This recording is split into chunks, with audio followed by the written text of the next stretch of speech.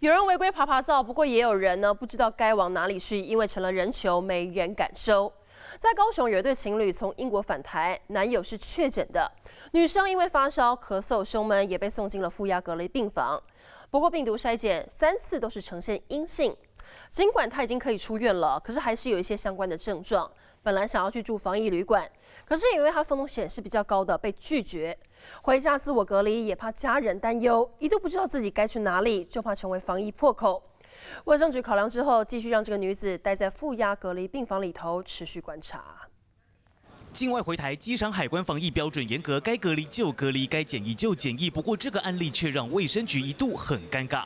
高雄一名女子3月19号跟着男友从英国返台，两人都出现发烧、咳嗽症状，送往高雄医院负压病房隔离。3月23号，男友确诊，不过女子3度采检都是阴性，虽然排除染病，但咳嗽发烧依旧严重。25号出院后，本来必须居家隔离14天，为了怕影响家人，她想转入住防疫旅馆，却被拒绝。她在这个时间点，如果是入住到一般的这个防疫旅馆，基本上很容易造成这个旅馆的一个曝险的一个情形，因此，在过程里面，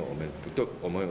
对这位个案的要求说要住防疫旅馆这一部分呢，我们是不建议的。卫生局澄清，防疫旅馆并非拒绝，而是担心女子是潜伏期患者，再加上她也没有适合居家隔离场所，最后只能安排她再度入院。在一般隔离病床的一个处置状况呢，也是等同于这个负压隔离病床，都是我们防疫准备的重要的一个后备资源的一个医疗资源。女子的特殊情况一度出现不知道该往哪去，但幸好卫生局及时出面。目前女子症状持续出现，却依旧采检阴性，只能持续隔离，也让当事人相当无奈。华视新闻黄玉富、徐静一高雄报道。